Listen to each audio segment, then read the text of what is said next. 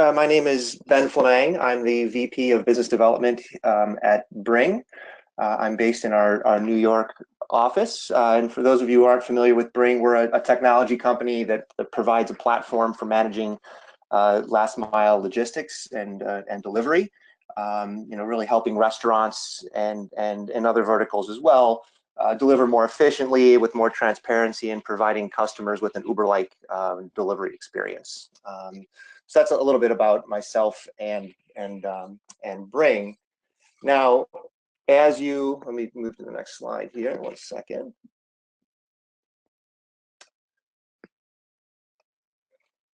Great. So now, as I'm sure that all of you are keenly aware, delivery is everywhere at this point in the restaurant space. There's no question how important it is. It's definitely not a flash in the pan or a fad anymore. It's pretty clear that delivery is one of the most powerful and important strategic challenges / opportunities that the restaurant space has faced possibly ever. So there's a lot of change going on right now. The challenge is that delivery can be really complicated. It's something that most restaurants outside of a few categories haven't really done in the past. And there's a lot of nuance, there's a lot of operational considerations, a lot of cost considerations, food quality considerations, etc., that can make this very complex. But again, this is something that is going to transform the industry much more than we've already seen. We're still only in the, I hate to make predictions on what inning we're in, but we're in the early innings at this point. And I'll get into a little bit in kind of the timeline and where we see things going. But the most important thing is to, at this point, at this stage, to really come up with a sweeping strategy for what delivery means to your brand. It's great that a lot of brands have been able to experiment using some of the new technologies and service providers that are out there now. But as we go into the later innings, success is really going to be critical, and having a strategy is going to be key to that success. So the good news is that delivery is not something that is new altogether. In fact, delivery has been around for generations, we can say at this point, many decades, and it's evolved over time. Largely, the evolution has been driven by technology, as well as by the expectations and behaviors of customers. And over the last few years, we've really seen a robust ecosystem that's cropped up, specifically in the restaurant space, to facilitate deliveries and online ordering. So again, this is nothing new. In the 60s, and I've done a little bit of research. Some say that it started earlier, but let's just say the 60s and 70s was kind of the heyday of delivery, where pizza restaurants and here's a picture of John Schnatter, from the founder of Papa John's, sitting on his Camaro, his famous Camaro, doing deliveries. And we can just imagine him, manning a bank of phones, answering with both hands, taking orders, and hopping into his Camaro and making deliveries. So it's been done, right? So delivery is not something completely new. What has changed is the ecosystem and the players, right? So as we get into the 90s, with the advent of the internet, we start to see aggregators, what we now call aggregators, crop up, or e-commerce sites that are listing menu data and allowing customers to order from mostly local mom and pop restaurants that are going to do their own delivery. I think 1999 is when Seamless launched. There was a few kind of lesser known names that were came a little bit before that, and we also started to see some regional what we call RDSs, or restaurant delivery services, crop up, where they actually provided the drivers also. And again, those are usually kind of revolved around or were launched around college towns or major metro areas where there was a lot of density. As we moved from the early 2000s or mid 2000s into what I call the 2010s, we start to see a shift, largely driven by mobile technology, which enabled kind of the gig economy and made it possible to coordinate and orchestrate thousands or hundreds of thousands of delivery drivers who can make deliveries in their spare time. And we see players like Uber Eats, obviously Postmates and DoorDash crop up.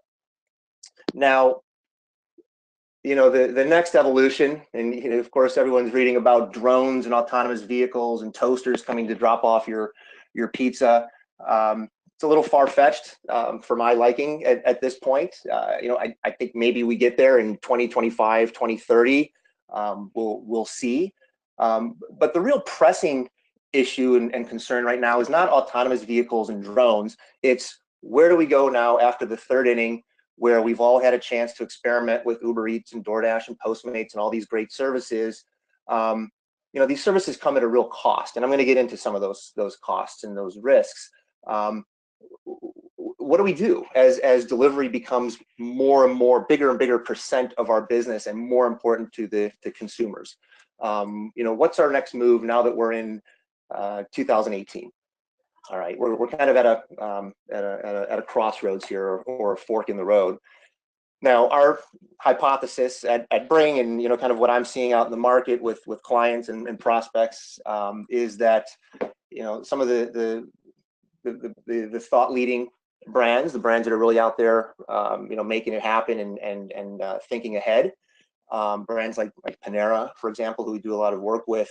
Where we see things going is brands really starting to leverage new technologies, specifically logistics technologies, that will allow them to orchestrate and coordinate a number of delivery services and really take control of delivery, right?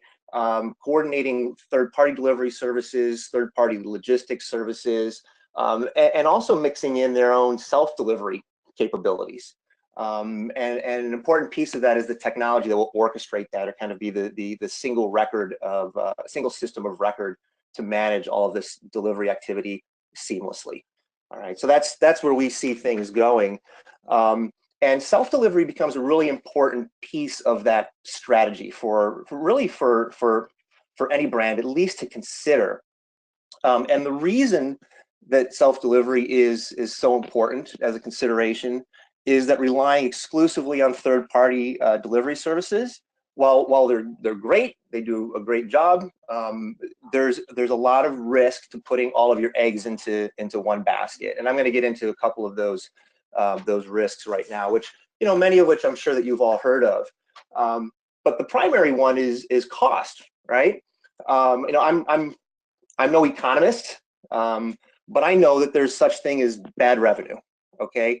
Revenue with diminishing margins, and when you're an increasing percent of your revenue or your sales is coming from revenue where you're paying an additional 10 to 40% to a third party, that means that your margins are decreasing.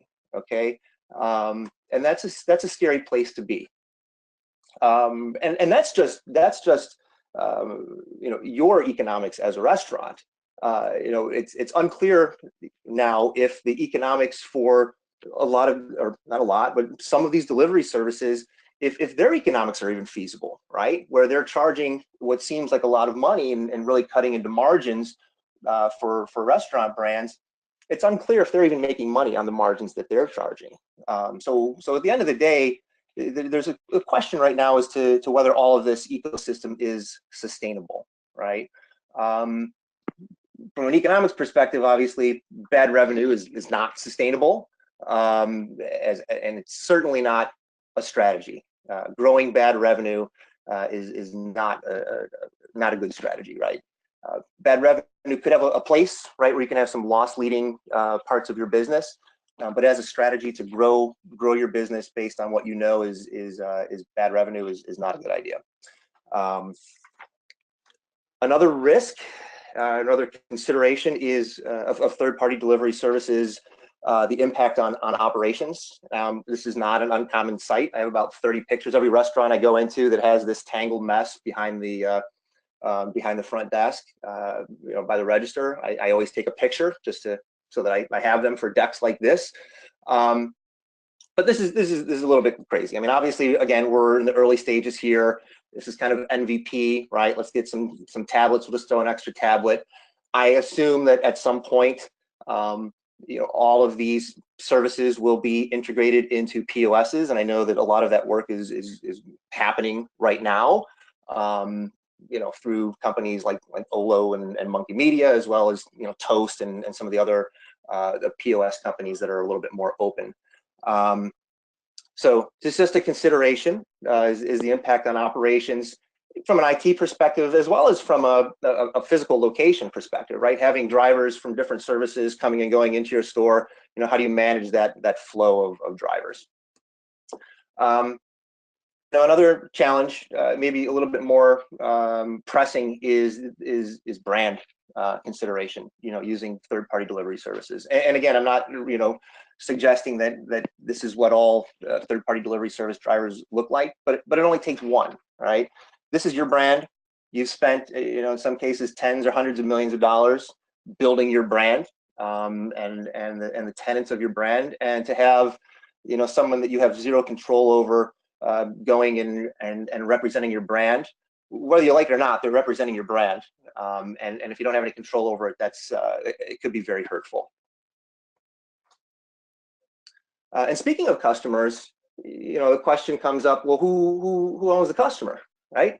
Is it you? Is it the third-party delivery service?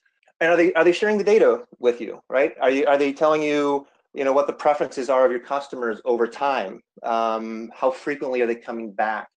You know, things like that, or even frankly, what, you know, data, are they sharing data with you on what the customer's experience ultimately was? Was the driver on time? Was the customer angry? Was the customer excited, enthusiastic? Who knows? Most of the time. So that's definitely a consideration. And then finally, you know, and I've started to hear, you know, rumblings of this, and it's starting to get a little stronger. But are these third parties, in fact, a competitive threat? Now, it seems a little bit counterintuitive. You know, they're just doing deliveries for you and pushing some orders to you. But, you know, imagine if Uber Eats decided that they wanted to start commissaries and they wanted to start doing their own food. Well, guess what? They have all of your customers now, all of your customers' information, because they've all gone through the Uber Eats app. And they've all, you know, they know what your customers' perceptions are, you know, what type of food they like, what days of the week they like to order certain types of food. Well, imagine if that happened. Well, you know, guess what? It's starting to, right? And the writing is kind of on the wall, you know, as Uber Eats recently acquires Ando, and, you know, my guess is that this is not an end, right? This is just the beginning. But it just at least shows that they're trying to, you know, they're experimenting with different models. So this, again, is another consideration. And I don't mean to be, again, doom and gloom. I don't mean to be a provocateur. But these are serious indictments. These are serious considerations. But your brand is serious. Your brand is important. You know, your strategy is important, because this is, it's life or death. You know, we look at other areas of business and see what Amazon did, right? Publishers loved Amazon in the 90s. They loved Amazon. Amazon was pushing them, you know, more business than they knew what to do with. You know, Amazon was their friend until Amazon was no longer their friend, and Amazon started to take all of their customers and really ended up disrupting the entire publishing industry, you know, to the point where it is today. All right, so these are just things you need to keep in the back of your mind, as far as, you know, when you're developing a strategy. It's not okay. It's not enough to just, you know, assign a couple people in your organization to figure out what to do with third-party delivery services. All right, it needs to be more sweeping than that. And a big part of that, we believe, and others believe, I don't think that we're alone. Another part of that strategy, at least to consider, is to look at self-delivery and see if that makes sense for you. Now, some organizations, again, like pizza guys, have been doing self-delivery, you know, almost exclusively forever. and it works for them, and they're really good, and they have super high volume, and they can maintain self-delivery. You know, Panera is taking that path as well, right? So they've proven out the model over the last few years that yes, delivery is important to them. They can sustain drivers, and it makes sense for them to hire their own drivers and do their own self-delivery. Now, most brands, I think, again, are going to end up in a hybrid situation where you need to do both. But you know, there's some best practices, and again, self-delivery is something that's been around for a while, and there's a lot of best practices. There's a lot of precedence for how self-delivery can be done. So let me dive into some of those, or some of those considerations as well. The first is economics. So for self-delivery to work, the economics need to make sense. Ultimately, there's really no rule of thumb, and you know, no one knows your business as well as you do. But you know, the first thing to consider is, are you going to have enough delivery volume in certain markets to dedicate drivers, right? Do you have enough volume, enough demand to hire and sustain people who are going to be doing delivery for you, full-time, part-time? That's what you need to figure out. And the next question is, are you going to charge customers for it, right? There is a cost associated with self-delivery, and it varies, and it varies state by state and region by region. The laws are different state by state, region by region. So you need to decide, you know, is your strategy going to be across the board that yes, we charge $3, $5 for delivery, or we don't charge, and you know, maybe it's okay to lose money on a delivery. Maybe it's okay to upcharge on certain items specifically for delivery. All right. At the end of the day, though, these are all questions that there is no simple answer to. And the only way to get to the answer is to experiment, to start small, to move fast, to test things out, test different pricing, find one store, have a couple of employees do deliveries, or hire someone for, you know, a contractor for a month or two to do deliveries. Whatever works for your organization, but experiment, start small, work with your lawyers, but don't always take their word as the gospel truth. You're going to need to struggle, you know, with your lawyers. They're paid to keep you out of trouble, yes, and they do a very good job at saying no to a lot of things. But there's gray area, right? And again, delivery is not new. People are doing it, so there's a lot of hurdles, but it's possible as long as the economics work. Okay. The next keystone to talk about are drivers. Okay. This is potentially one of the biggest challenges of doing self-delivery at this point. There's a lot of competition for drivers, and you need to think about, you know, why would someone want to come deliver for you, and spend their time in your hot kitchen going in and out on a bike, or, you know, in their car, when they can be driving for Uber, or Lyft, or Postmates, or anyone else. Okay, so there's a lot of options out there, and drivers are in hot demand right now.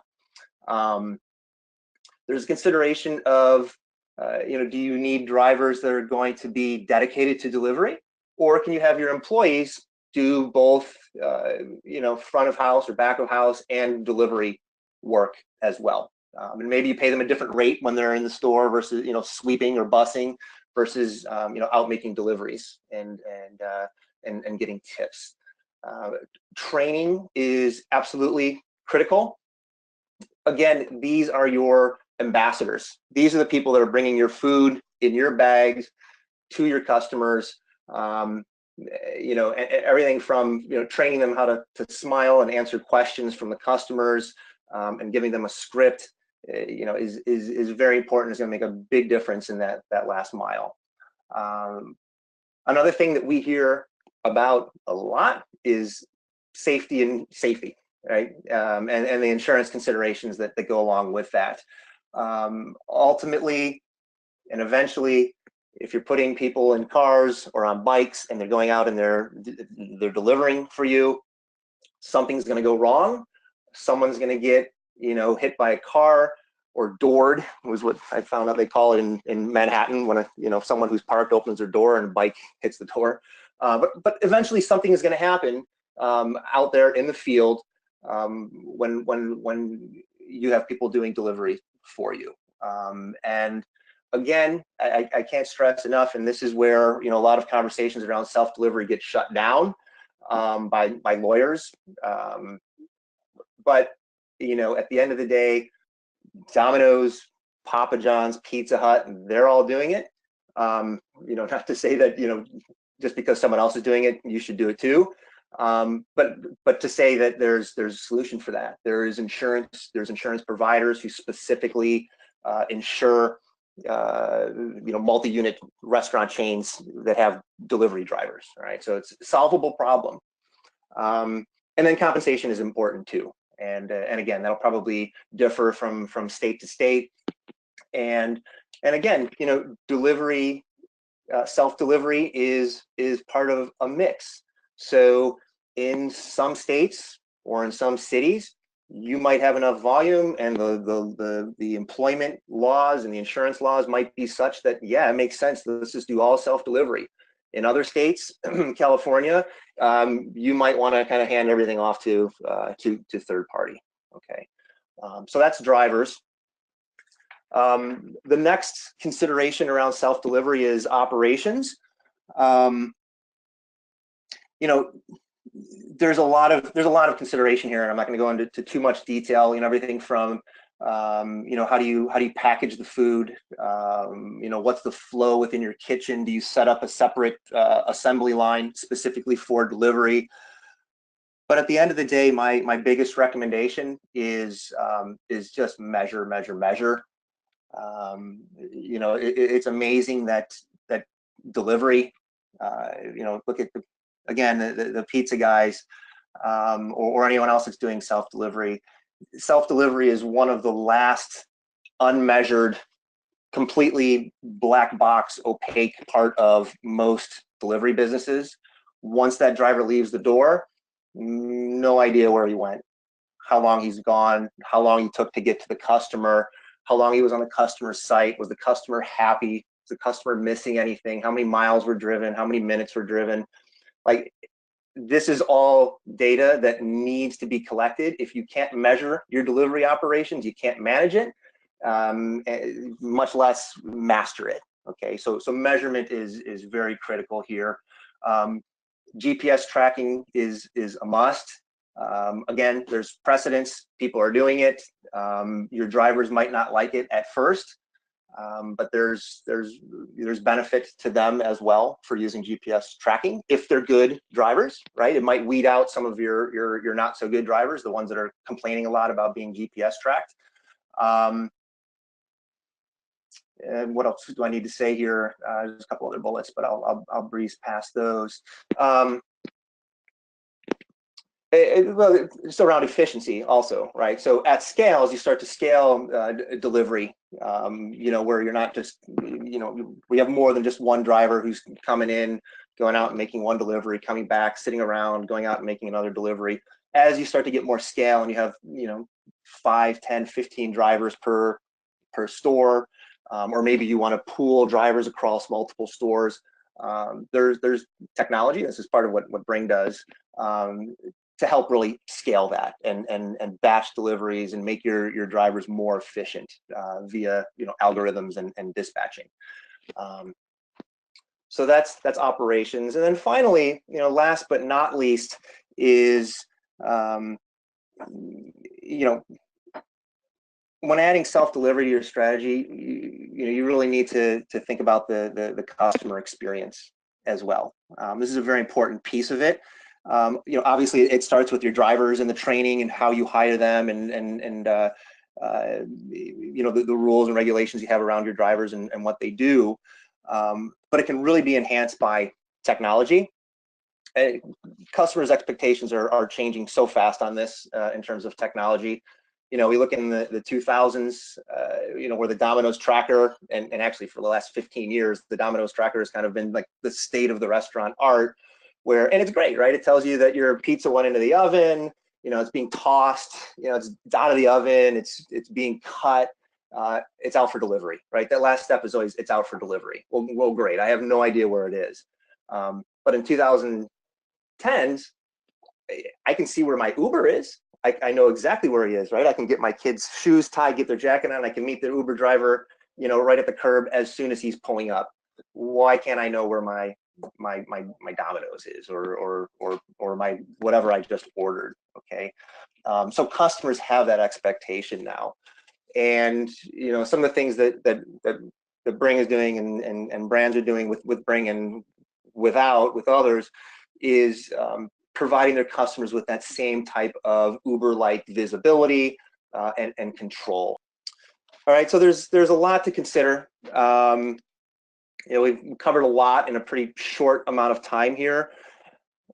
So just to summarize everything that I just talked about and kind of put an ending statement here, delivery's here to stay. Okay, there's no doubt about it. And ultimately, the smart brands, the ones that are going to survive and actually thrive, are going to develop a well-planned, kind of sweeping strategy that uses technology to seamlessly orchestrate a mix of third-party and self-delivery services, good old-fashioned self-delivery. So a lot to think about. Happy to answer questions now, or if we don't get to everyone's questions, I'm reachable at my email address there is ben@bring.com. Thank you, Ben. That was great. We do have a couple questions already from the audience. If anyone has any additional questions, please enter them now. The question is, what are the important parameters on which we should base our financial projections for the delivery project?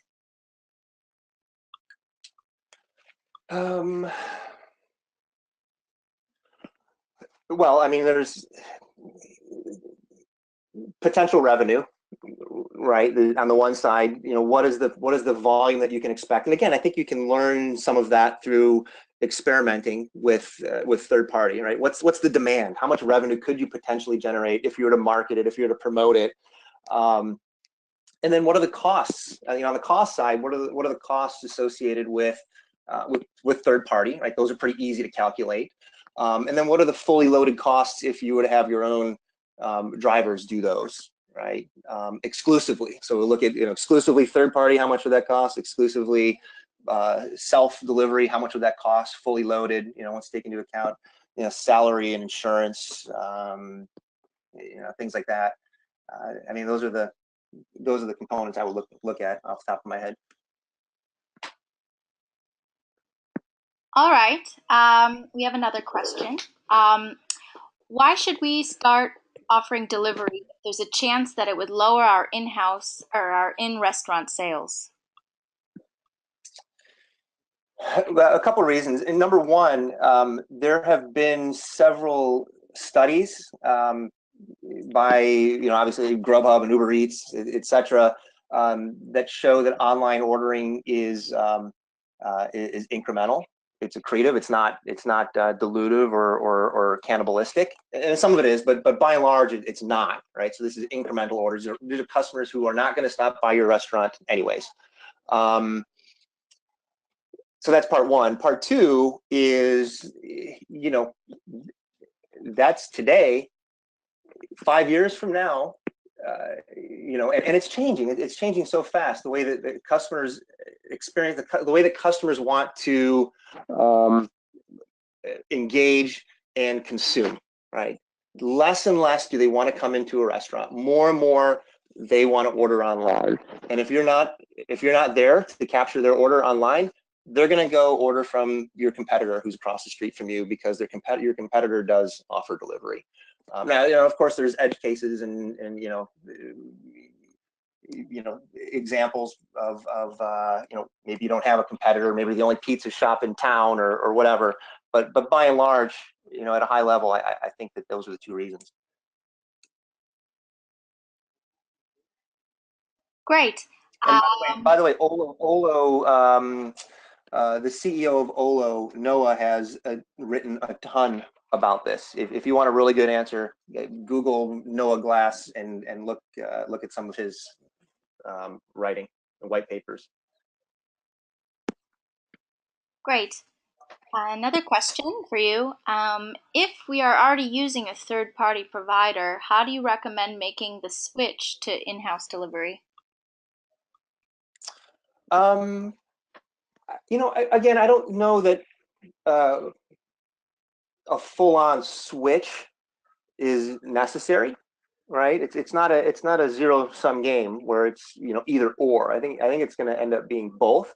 Um, what I might do is identify one location that's maybe not doing third-party delivery right now, or maybe for a couple weeks turn off third-party delivery, and start to do delivery. Now again, there's risk, and this is all experimentation, but the learnings are really important here.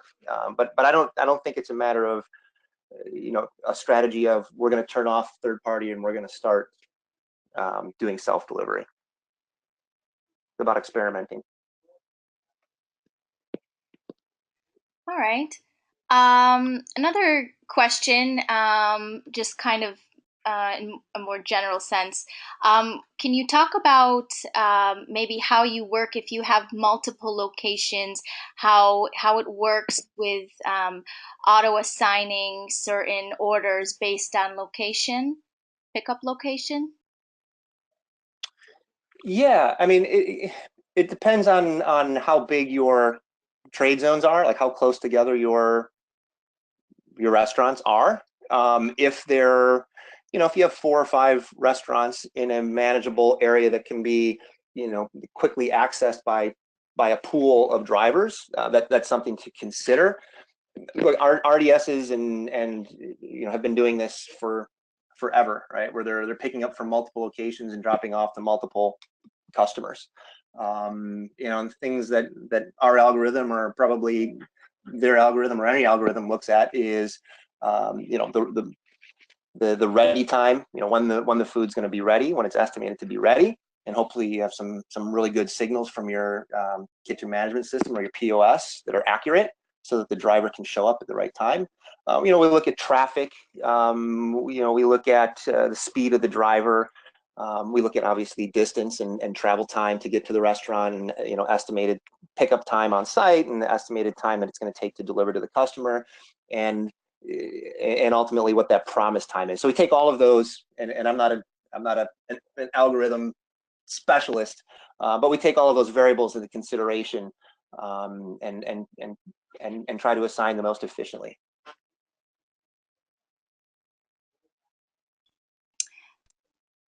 Thank you, Ben. Another quick question. Can you expand on, is there a possibility of using a more complex delivery service that involves self and third parties at one time?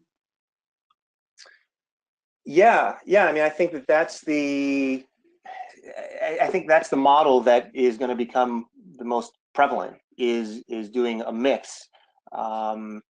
Either store by store, or region by region, or even a mix within stores or within regions.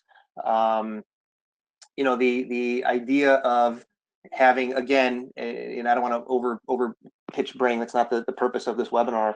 But the idea of having one single system of record for all of your delivery orders, right, where a decision can be made on, do you want to deliver this one with one of your drivers, or do you want to send it to a third party, or is it already, it's been spoken for by the party that generated the order, i.e. Uber Eats. So I think ultimately that's where this is all going, and it's absolutely possible. All right. Well, thank you, Ben. There was a couple other smaller questions, and you'll be answered privately via email. I want to thank everyone who joined us today. We will be sending you the webinar recording so that you can send it to others in your organization who may not have been able to join us today. And thank you again. We hope you join us at our next webinar.